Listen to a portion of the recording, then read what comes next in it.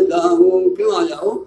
इसलिए घट भीतर घोर अंधेरा है, गुरुदेव उजाला कर जाओ।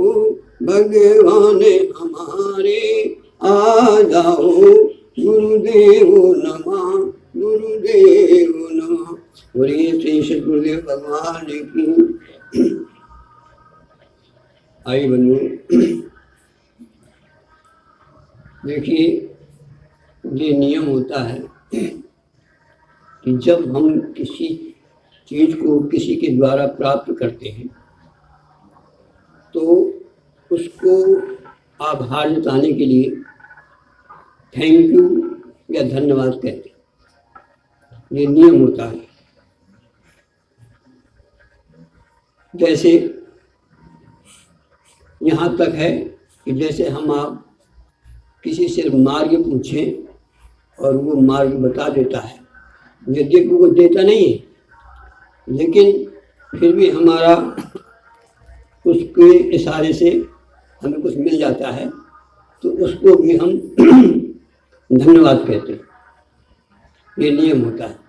और यदि ऐसा नहीं कहते तो व्यक्ति समझता है ये इतना भी नहीं कह सका, सब कुछ हमसे पूछ लिया, हमने कुछ दिया भी और ये लेकर चला गया। मतलब कहने का ये है कि हमें आपको जीवन में जिससे हमें कुछ मिलता है तो हम धन्यवाद देते हैं। लेकिन गोस्वामी जी एक मानस में एक बड़ा आश्चर्य लिखते हैं कि जो दे रहा है, देने वाले जो जिसको मिल रहा है उसको तो धन्यवाद देना ही चाहिए। लेकिन एक बड़ा आश्चर्य जब होता है जब कोई दे रहा है और देने में ही धन्यवाद उसको कहे जिसको दिया जा रहा है। आइए एक स्थल ऐसा भी है मानस में, भगवान शंकर से उमा ने भगवत कथा पूछी और बदले में भगवान शंकर उनको कथा सुनाने जा रहे हैं। तो माँ को धन्यवाद देना चाहिए था, लेकिन वो धन्यवाद न दे पाई और उसके पहले ही भगवान शंकर उनको धन्यवाद देते। उल्टा धन्यवाद देना चाहिए माँ को, क्योंकि जिससे हम कुछ सुनते हैं, जिससे हमें मार्गदर्शन मिलता है, उसको हम बाद में धन्यवाद तो दे देते हैं। जैसे आप लोग ताली बजा देते हैं, ताली बजा देने का मतलब है कि धन्यवाद दे दिया गया। तो भगवान शंकर क्या कहते हैं? धन्य धन्य, सुने जरा आप लोग, धन्य धन्य। एक बार होता तो काम चल जाता, कोई बात नहीं थी, कोई प्रश्न करने की, कुछ कहने की आवश्यकता नहीं थी। लेकिन भगवान शंकर से कथा हमारी ने पूछी और पूछने के तुरंत बाद भगवान बोल उठे, धन्य धन्य गिरिराज कुमारी, और तुम समान नहीं को उपकारी। कहने का भाव क्या है? कहते हैं तुम समान को नहीं उपकारी। माँ कहती है प्रभु मैंने तो आपसे कथा पूछी है, मैंने कोई उपकार नहीं किया आपके साथ में, और आप मुझे एक बार धन्यवाद देते तो काम चल जाता, मेरे अंदर कोई प्रश्न नहीं होता। लेकिन आप बार बार मुझे कहते हैं धन्यवाद धन्यवाद, धन्य धन्य, क्या कारण? गोस्वामी जी ने जो है एक बार धन्य घड़ी सुई जब सतंगा, धन्य देश जहाँ सुरसरी, धन्य नारी पतिव्रत अनुसरी, एक बार धन्यवाद काफी था। लेकिन बार बार धन्य धन्य गिरिराज कुमारी, और तुम समान नहीं को उपकारी। संसार में उपकार करने वाले बहुत से लोग होते हैं, लेकिन इसलिए तुमको बार बार धन्यवाद दे रहा हूँ कि जो आज तुमने उपकार किया है। जैसे क्या कहते हैं भगवान, कौन सा उपकार किया? धन्य धन्य गिरिराज कुमारी, और तुम समान नहीं को उपकारी। क्यों कि पूछू रघुपति कथा प्रसंगा। तुमने आज जो भगवान की कथा का आज एक प्रोग्राम रखा है, सत्संग रखा है, आज जो कथा सुनने जा रही हो, उपकार करने वाले तो बहुत से लोग होते हैं, लेकिन जो भगवान की कथा करवाता है, जो भगवान की कथा सुनता है, जो भगवान की चर्चा में मन लगाता है, वो सबसे बड़ा उपकार। दूसरी बात, तुम्हारा ही उपकार नहीं, तुम किसी व्यक्ति का नहीं, सारे संसार का उपकार करने के लिए आज उद्यत हो।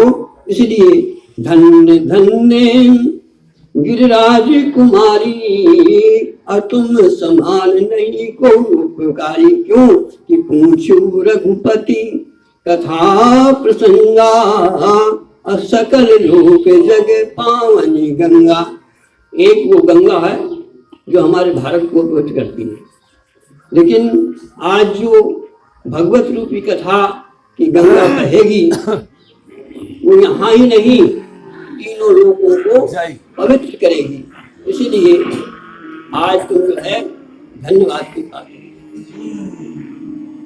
उमा ने पूछा, महाराज मैंने तो केवल पूछा था आपसे,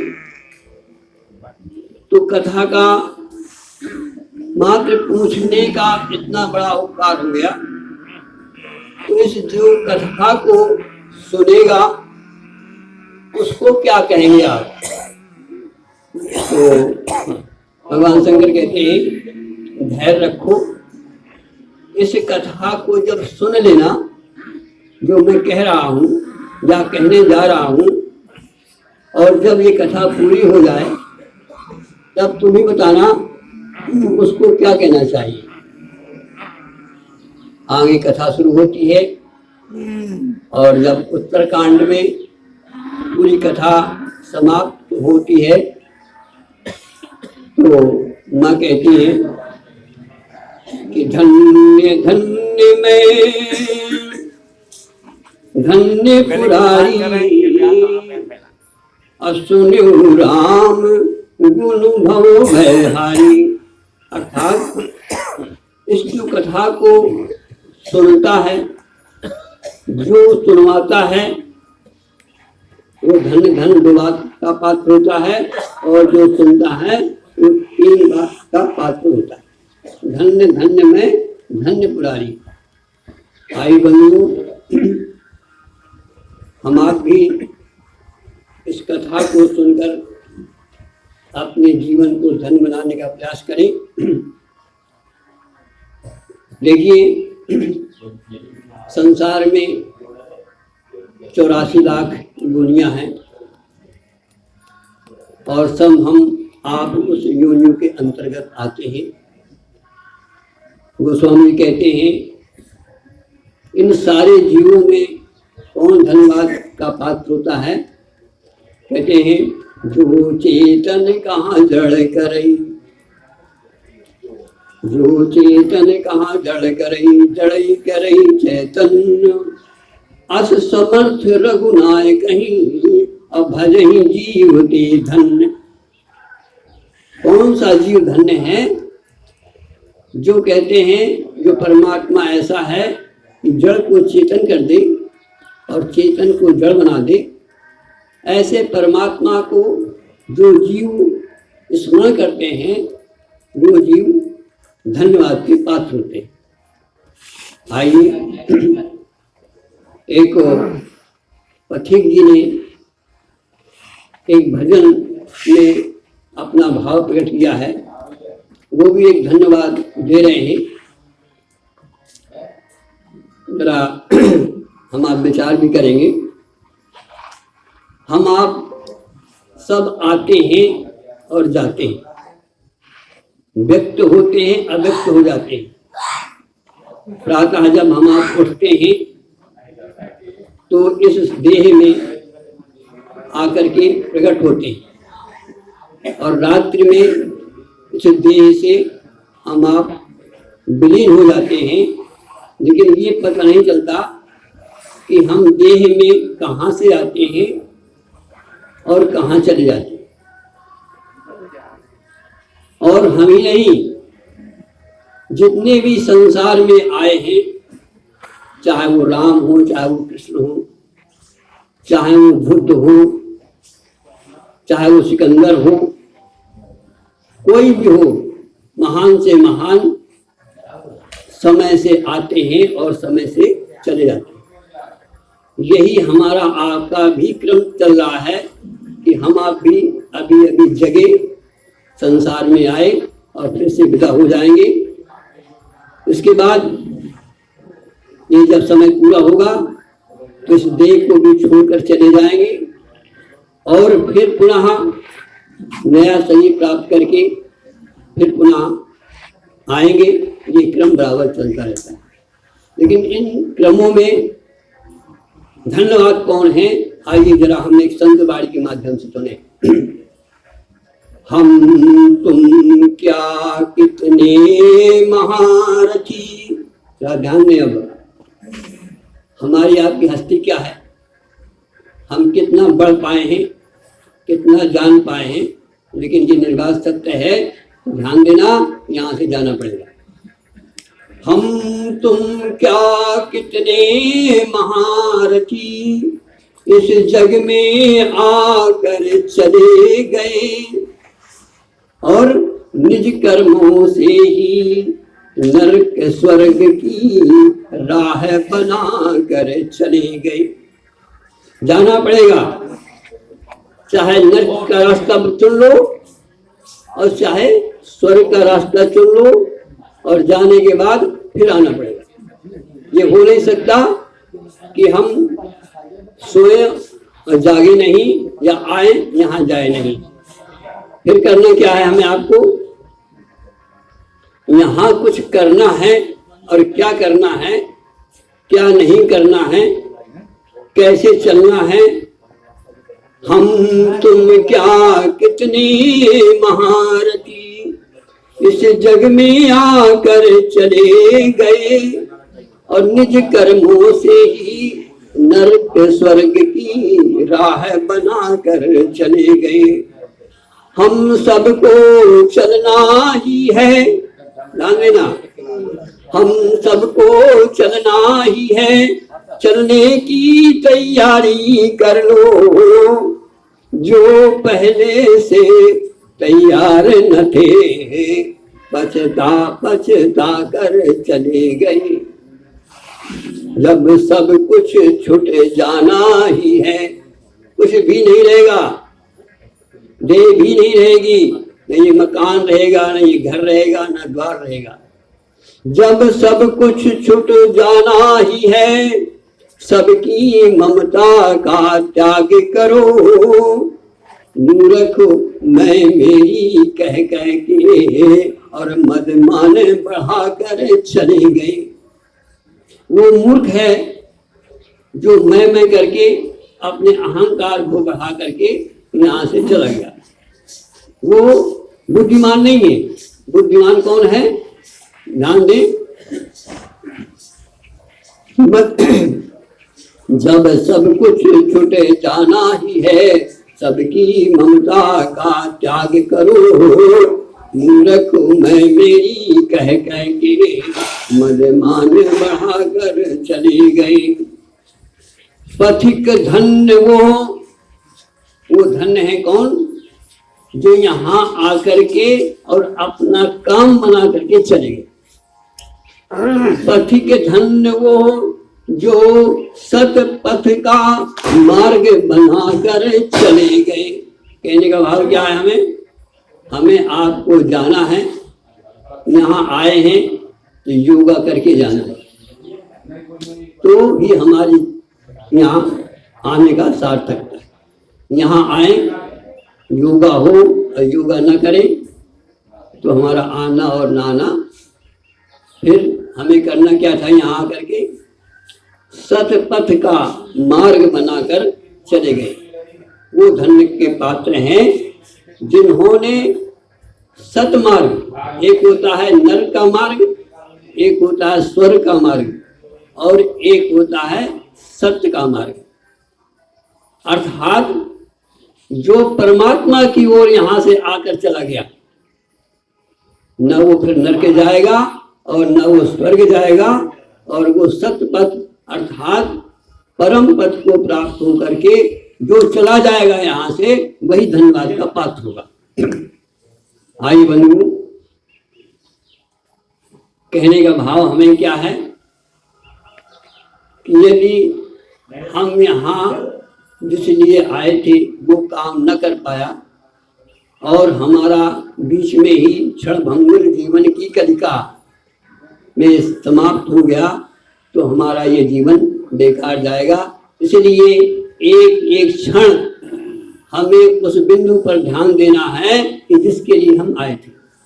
आया था किस काम को और सोया चादर तान, अरे सूरत संभालेगा फिर अपना आप पहचान।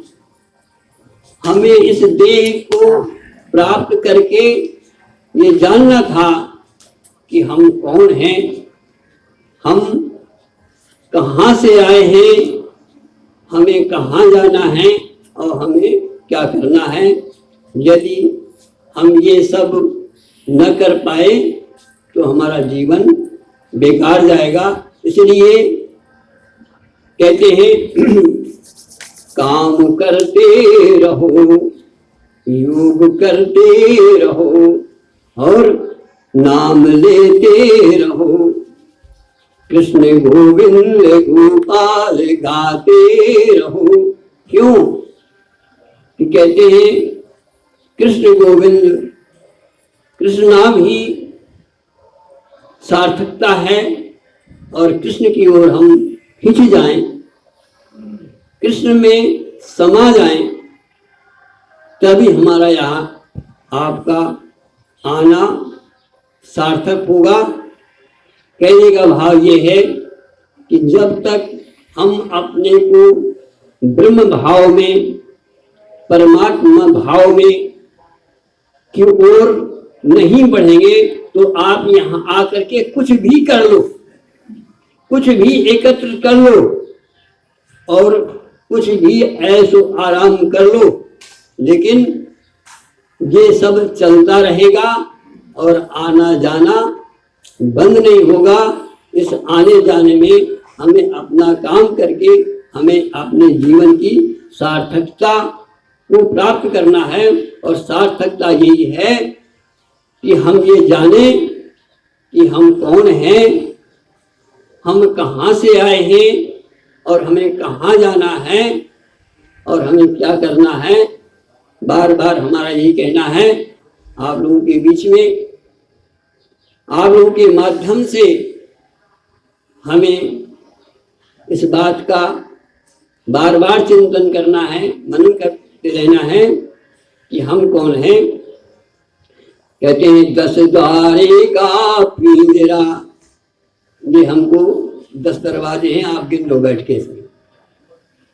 10 दरवाजे का पिंजरा तामे पंछी कौन, इसमें एक पक्षी रहता है और उस 10 दरवाजे के पिंजरे में बंद है। पता ही नहीं हमें कि इसमें है कौन, इसमें कौन है जो बोल रहा है, इसमें कौन है जो सुन रहा है, इसमें कौन है जो सो रहा है, इसमें कौन है जो जाग रहा है। इस पिंजरे को लिए घूमते हैं, लेकिन जो पिंजरे में पक्षी है, जो तू स्वयं है, वो अपने से अनभिज्ञ है और इस पिंजरे को ही मैं मान रहा है। यही हमारी मूर्खता है। तो करना क्या है कि 10 दरवाजे का पिंजरा तामे पंछी कौन, रहे को अचरज है, आश्चर्य है कि उसमें रहता है लेकिन दिखाई नहीं देता। आश्चर्य ये है कि हम जो पक्षी हैं, हम अपने से अनभिज्ञ हैं, बस यही एक सबसे बड़ा आश्चर्य। इसीलिए कहते हैं कि घट भीतर घोरे अंधेरा है। वो पक्षी इसी में है और वो तू ही है, लेकिन तू अपने से अनभिज्ञ है। ये जान ले ये पिंजरा है और इसमें रहने वाला जो मैं हूँ वही मैं अपना पक्षी हूँ। तो 10 दरवाजे का पिंजरा तामे पंछी कौन, रहे को अचरज है और गए अचंभा कौन। जब इससे वो पक्षी निकल जाता है तब कहते हैं भले भैया श्रीमान जी चले गए। जब तक रहे तब तक पता नहीं किया और जब चले गए तब जो है कहते हैं वो चला गया।